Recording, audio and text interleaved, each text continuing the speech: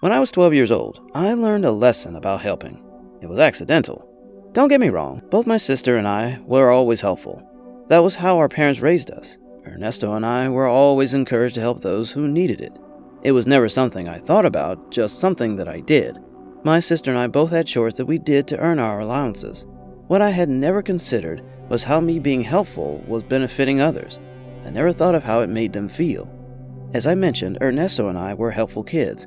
We also completed our chores, not always on time, but we got to them. Ernesto and I helped with meals, and we helped clean up. We also took care of our many animal friends. We helped our neighbors with yard work during the nice weather and shoveled driveways in snowy winters. It was a natural part of our lives. As I said, I had no idea the meaning that helping had for others. It all started on a spring day. School was almost over for the summer to start, and I couldn't wait. Remember, summer is nearly as good as Christmas to a kid, but for totally different reasons. Summer meant no school, long days in the sun, almost unlimited time playing outside with friends, going to the beach with my family, surfing, swimming, and even summer camp. It also meant lots of yard work to help my parents with their garden. On this particular day in June, I had just finished raking up the remaining leaves from our front yard. I had decided to go for a walk down the road and look at the spring flowers. Perhaps I might find my best friend Alex, and we could go hiking.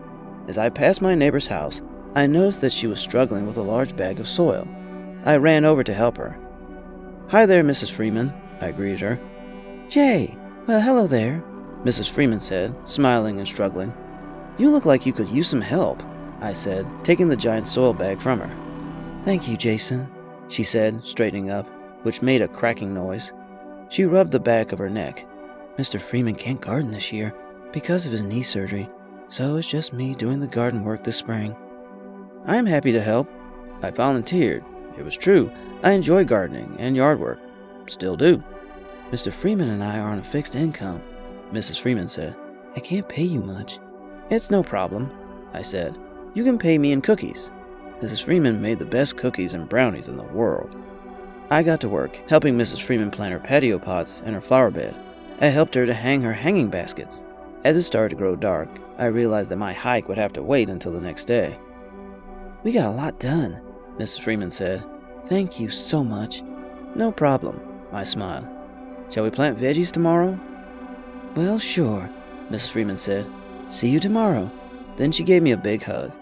The next day, after eating breakfast, I headed down to the Freeman's house. Mrs. Freeman was waiting for me with a large glass of lemonade. We got to work. First, I cleaned out the veggie patch of last year's weeds and debris. Then we planted tomatoes, carrots, potatoes, lettuce, and everything else that grew from the earth. We even planted strawberries. Before I knew it, it was time to go home.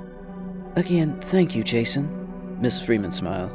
She gave me another giant hug, as giant as a hug as a sweet little old lady can give. Every day after that, I visited Mrs. Freeman to help her water and tend her garden. It grew and flourished. My parents kept telling me how proud they were of me every day. I was happy about that. I liked that my parents were proud of me. However, I didn't understand why they were continually praising me for just doing what they taught me to do. I learned what they were proud of 2 weeks later. I walked down to the Freeman's house to discover Mrs. Freeman just standing looking at her yard. She was smiling, but there were tears in her eyes. "Are you all right, Mrs. Freeman?" I asked. "I'm fine," she smiled at me. "I'm just looking at our beautiful yard and thinking about how your kindness saved it."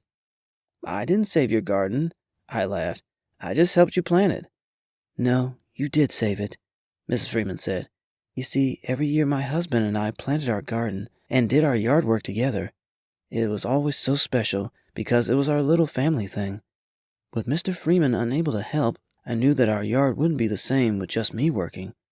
I thought perhaps it will inspire Mr. Freeman to heal quicker, but it was so much work. And then you came to help. You did not ask for anything in return. I don't think you can understand what you have done for us, but it makes me so happy. And Mr. Freeman loves looking out the window at all the beautiful flowers that you planted. You have given us both such a special gift." "I had no idea," I said. "Well, now you know." Mrs. Freeman laughed. "You have given us the greatest gift in the world, and I thank you so much." Then she handed me a basket filled with cookies and brownies. Now it was my turn to give her a big hug. I felt terrific. That experience taught me that helping others is not just about getting something in return. While I loved my cookies and brownies from Mrs. Freeman, her happiness at having a garden was much more of a reward. Happiness and joy are contagious. They just need a seed to start. Hey, thank you for watching. Please click on the right to subscribe if you liked the video. And please don't forget to click on the bell icon when you subscribe so that you can be notified when we upload a new video. Watch more videos on the left, including our playlist. Thank you.